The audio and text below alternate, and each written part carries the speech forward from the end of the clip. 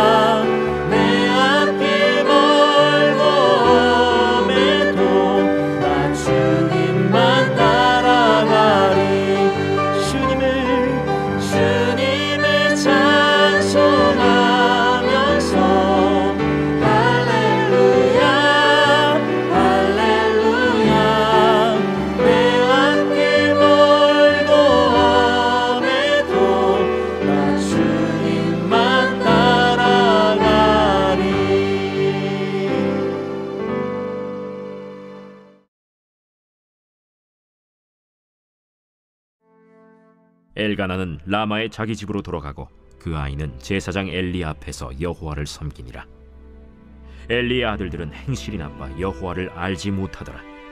그 제사장들이 백성에게 행하는 관습은 이러하니 곧 어떤 사람이 제사를 드리고 그 고기를 삶을 때 제사장의 사환이 손에 3살 갈고리를 가지고 와서 그것으로 냄비에나 솥에나 큰 솥에나 가마에 찔러 넣어 갈고리에 걸려 나오는 것은 제사장이 자기 것으로 가지되 실로에서 그곳에 온 모든 이스라엘 사람에게 이같이 할 뿐 아니라 기름을 태우기 전에도 제사장의 사환이 와서 제사 드리는 사람에게 이르기를 제사장에게 구워드릴 고기를 내라. 그가 내게 삶은 고기를 원하지 아니하고 날 것을 원하신다. 그 사람이 이르기를 반드시 먼저 기름을 태운 후에 내 마음에 원하는 대로 가지라. 아니라 지금 내게 내라. 그렇지 아니하면 내가 억지로 빼앗으리라 하였으니 이 소년들의 죄가 여호와 앞에 심히 크면 그들이 여호와의 제사를 멸시함이었더라. 사무엘은 어렸을 때 세마포 에봇을 입고 여호와 앞에서 섬겼더라. 그의 어머니가 매년 드리는 제사를 드리러 그의 남편과 함께 올라갈 때마다 작은 겉옷을 지어다가 그에게 주었더니 엘리가 엘가나와 그의 아내에게 축복하여 이르되 여호와께서 이 여인으로 말미암아 내게 다른 후사를 주사 이가 여호와께 간구하여 얻어바친 아들을 대신하게 하시기를 원하노라 하였더니 그들이 자기 집으로 돌아가매 여호와께서 한나를 돌보시사 그로 하여금 임신하여 세 아들과 두 딸을 낳게 하셨고 아이 사무엘은 여호와 앞에서 자라니라. 성도 여러분, 좋은 아침입니다. 오늘도 하나님의 은혜와 평강이 가득히 넘치기를 축복합니다. 오늘 본문은 매일 성경 사무엘상 2장 11절부터 21절까지 말씀으로 자라가는 사무엘이라는 제목으로 하나님 말씀 함께 묵상하겠습니다. 오늘 본문에는 엘리의 불량한 두 아들과 그리고 점점 영적인 총명을 보이는 아이 사무엘이 대조되고 있습니다. 자, 11절 말씀 먼저 보겠습니다. 엘가나는 라마의 자기 집으로 돌아가고 그 아이는 제사장 엘리 앞에서 여호와를 섬기니라. 사무엘의 아빠인 엘가나와 엄마 한나가 사무엘을 이제 성소에 맡기고 엘리 제사장에게 맡기고 돌아갑니다. 사무엘은 엘리의 지도를 받으면서 여호와를 섬기게 되죠. 자, 이제 12절부터 17절까지 보면 그 엘리의 두 아들의 죄악상에 대해서 설명하고 있습니다. 12절을 먼저 보면 엘리의 두 아들이 행실이 나쁘다, 나쁜 사람들이라고 평가를 합니다. 자, 12절 말씀 보죠. 엘리의 아들들은 행실이 나빠 여호와를 알지 못하더라 라고 말합니다. 여호와를 가장 잘 알아야 하는 제사장이었음에도 불구하고 여호와를 알지 못했다, 그렇게 이야기를 합니다. 여호와를 알지 못했다라는 것은 그냥 단순히 지식적으로 하나님을 알지 못했다가 아니라 이제 체험적으로 경험적으로 하나님을 알지 못했던 것이죠. 하나님을 경험하지도 못하고 지도자인 제사장의 자리에 앉아 있으니 그 얼마나 비극적인 일이겠습니까? 그래서 하나님을 아는 것은 직분과 전혀 상관없을 수 있다라는 사실을 우리는 보게 됩니다. 목사, 목회자라 할지라도 중직자라 할지라도 그 직분이 하나님을 만나고 경험하는 것을 담보하는 것은 결코 아니죠. 결국 여호와를 알지 못했다라는 이 12절의 말씀은 17절과 이어집니다. 17절 보면은 여호와의 제사를 멸시하였더라라고 나오는데 결국 여호와를 알지 못하고 또 악을 행하는 그들의 모습은 여호와의 제사를 멸시하는 단계까지 나아가게 됩니다. 이들은 이제 그 뒤에 나오지만 여호와와 함께 있으며 자라가는 사무엘과는 아주 매우 대조적이 돼가는 모습입니다. 자, 계속해서 이제 13절부터 보면 이 엘리의 두 아들이 범한 그런 죄악이 자세히 기록되어 있습니다. 엘리의 두 아들은 제사를 지내기 위해서 고기를 삶고 있으면 자신의 사안들을 보냅니다. 그리고 3살 창고리를 통해서 삶고 있는 고기에다가 푹 찍어가지고 고기를 끄집어내는 것이죠. 그 갈고리에 걸려오는 모든 것들을 제사장에게로 사람들이 가져오도록 만듭니다. 즉 제사 고기를 탈취한 것이죠. 자, 엘리의 아들들의 악행은 이것에서 더 나갑니다.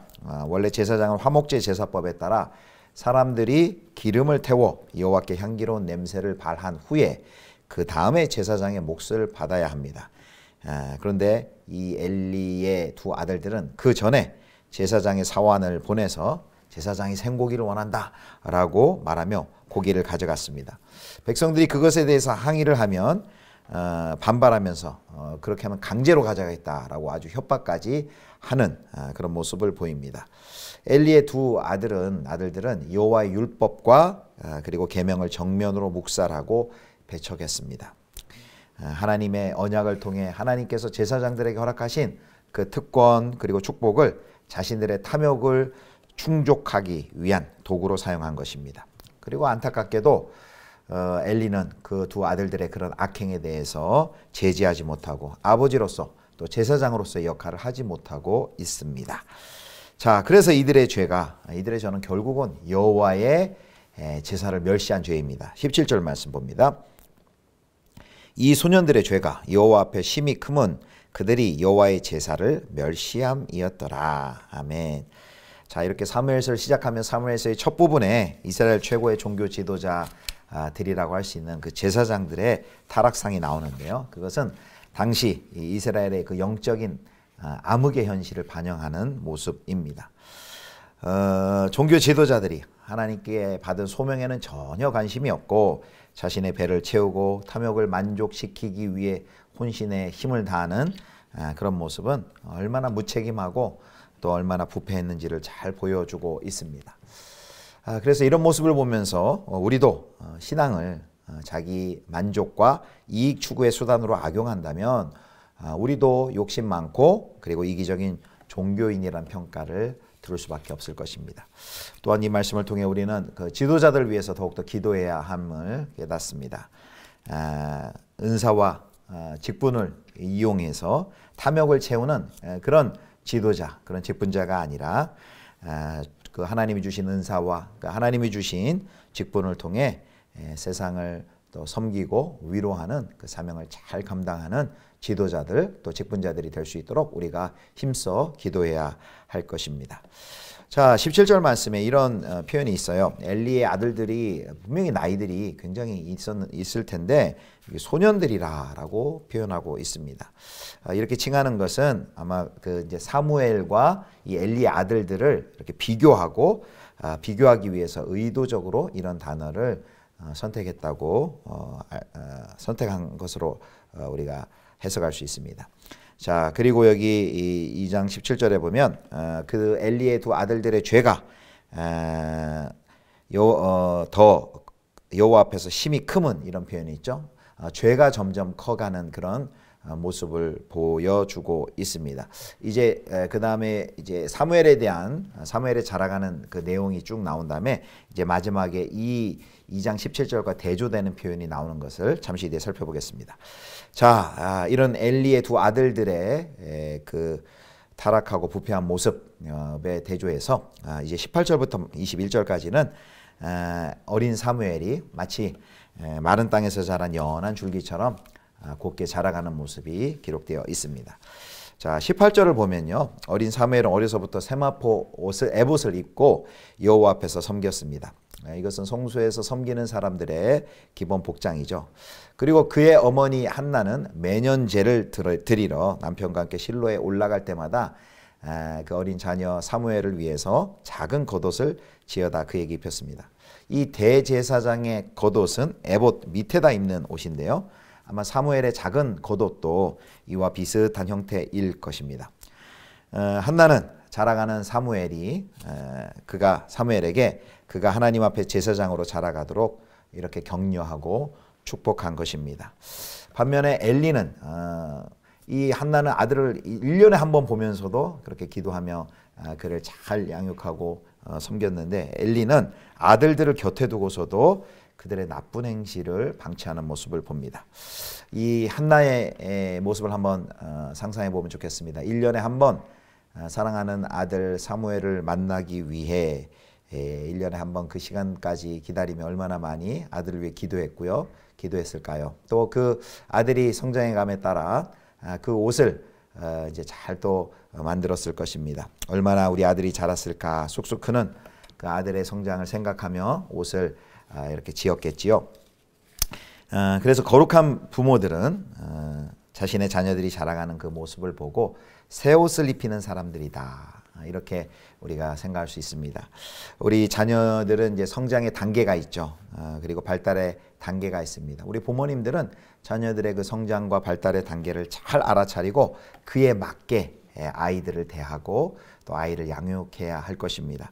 자녀의 그 신체적인 또 인지적인 심리적인 신앙적인 그 발달의 단계를 잘 파악하여서 잘 이해할 때 우리 자녀들을 더욱더 효과적으로 자녀들을 잘 양육할 수 있을 것입니다. 자, 이렇게 매년 에봇을 지어 아들에게 입히는 한나의 정성스러운 헌신과 사랑을 본 제사장 엘리가 감동해서 엘가나와 그 한나 가정을 축복 기도합니다. 그게 사무엘상 2장 20절에 나옵니다. 엘리가 엘가나와 그의 아내에게 축복하여 이르되 여호와께서 이 여인으로 말미암아 내게 다른 후사를 주사 이가 여호와께 간구하여 얻어 바친 아들을 대신하게 하시기를 원하노라 하였더니 그들이 자기 집으로 돌아가매. 아멘. 하나님, 이 엘리가요 하나님께 이 가정에 사무엘을 대신할 자녀를 주시기를 축복합니다. 그래서 엘리의 축복 기도를 받은 후에 엘가나와 한나의 가정에 또 잉태하게 되어서 자녀를 낳죠. 그래서 세 아들 그리고 두 딸 전부 5명의 이제 자녀를 낳게 됩니다. 21절입니다. 여호와께서 한나를 돌보시사 그로 하여금 임신하여 세 아들과 두 딸을 낳게 하셨고 아이 사무엘은 여호와 앞에서 자라니라. 아멘. 여기 21절에 뭐라고 말씀하십니까? 여호와께서 한나를 돌보시사 그랬습니다. 이 돌보시사라는 단어가요.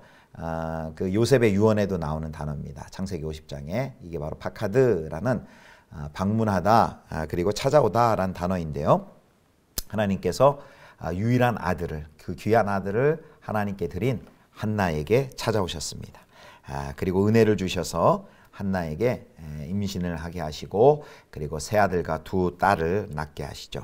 그래서 한나의 가정은 여호와께서 방문하셔서 은혜를 베푸심이 어느 한순간 일이 아니라 지속적으로 그 하나님의 은혜에 둘러싸인 가정이라는 것을 알 수 있습니다. 이렇게 믿음으로 헌신하는 가정을 하나님께서 못 본 척하지 않으시고 찾아오시고 방문하시고 돌보시는 은혜를 우리가 봅니다. 이런 은혜가 우리 성도님들 가운데도 넘치기를 축복합니다. 자, 이제 그러는 사이에 이제 아이 사무엘이 점점 자라는데요. 21절에 보면 마지막 하반절에 이렇게 말합니다. 아이 사무엘은 여호와 앞에서 자라니라. 아이 사무엘은 여호와 앞에서 자라니라. 이게 바로 사무엘의 성장 기록의 이제 중간 결론입니다. 여기 여호와 앞에서라는 표현은요. 히브리 원어에는 여호와와 함께라는 뜻입니다. 아이 사무엘이 성소에서 섬길 때 하나님이 그와 동행하였다, 함께하였다라는 것을 보여주고 있습니다. 자, 이런 사무엘의 모습은 여호와를 알지 못하는 그 엘리의 두 아들과는 매우 대조적입니다.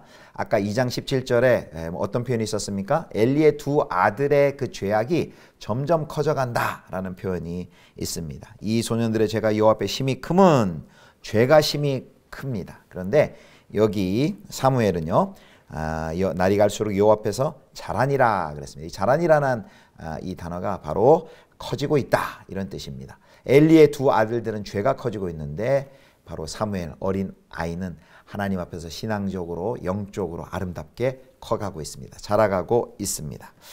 선한 성도 여러분, 그래서 영적인 성숙도는 신체적 성숙도에 비례하지만은 않습니다. 영적으로 성숙한 젊은이가 있는 반면 또 영적으로 오히려 미숙한 노인이 있을 수도 있습니다. 그러므로 우리는 죽는 날까지 영적으로 우리가 성숙하도록 노력해야 합니다. 이 오늘 말씀 이제 마무리하겠습니다. 이 오늘 말씀은 시대의 어둠을 걷어낼 작은 등불이 이 사무엘을 통해서 켜져 있는 것을 우리가 봅니다. 이 시대도 그때와 방불하게 어둡죠. 영적으로 어둡고 암울한 시대입니다. 또 다음 세대를 바라볼 때 더 우리가 참으로 안타까운 마음 금할 수 없습니다. 점점 교회 학교 아이들은 줄어가고 학령 인원도 또 줄어들고 있습니다. 이대로 가다가는 점점 교회 학교가 없어지는 거 아니냐 하는 큰 걱정과 우려의 목소리가 큽니다. 자, 이렇게 믿음의 개성이 어려워지는 이 시기에 오늘 이 사무엘서 말씀은 우리에게 희망과 또 도전이 됩니다.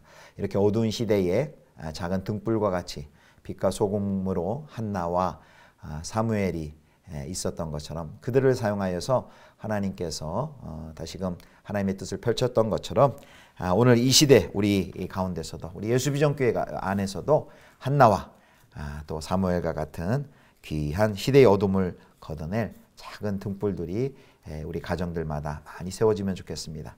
그래서 잠언서의 말씀과 같이 추수날에 얼음 냉수와 같이 하나님의 마음을 시원케 하고 시대의 마음을 시원케 할 그런 귀한 믿음의 일꾼들, 다음 세대들이 우리 예수비전교회를 통하여서 든든히 세워지기를 간절히 소망합니다. 기도하시겠습니다. 하나님, 흑암과 어둠의 영적인 암흑의 시대에 시대의 어둠을 걷어낼 작은 등불로 사무엘을 세우시고 그가 자라가는 것을 보게 됩니다.